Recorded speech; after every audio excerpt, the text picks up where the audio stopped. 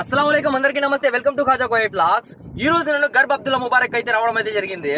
ఇక్కడ ఇల్లులు వచ్చేసి ఎంత పెద్దవి అయితే ఉంటాయి చూడండి. మా మేడం వాళ్ళ ఇల్లు ఎలా ఉండదు చూడండి. ఇది ఈ ఇల్లు వచ్చేసి మా మేడం వాళ్ళది.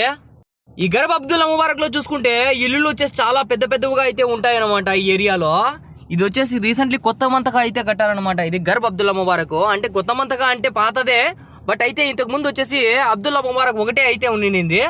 ఇప్పుడు వచ్చేసి గర్బ్ అబ్దుల్లా ముబారక్ కూడా ఉంటుంది అనమాట. చూడండి ఇల్లులు అయితే ఎలా కడతాన్నారు చూడండి. ఇక్కడ చూడండి ఒక పక్కన కొత్త ఇల్లులు అయితే కట్టేశారు, ఓ పక్కన వచ్చేసి ఇంకా అయితే కడుతూనే అయితే ఉన్నారనమాట. చూడండి ఎంత పెద్ద ఉండదు చూడండి. మాషాల్లా ఇల్లు చూడండి ఎంత బాగుండదో. ఇంకా ఇళ్ళల్లో వచ్చేసి ఇంకా పార్కింగ్ వచ్చేసి చాలా పెద్దగా అయితే ఉంటాయన్నమాట.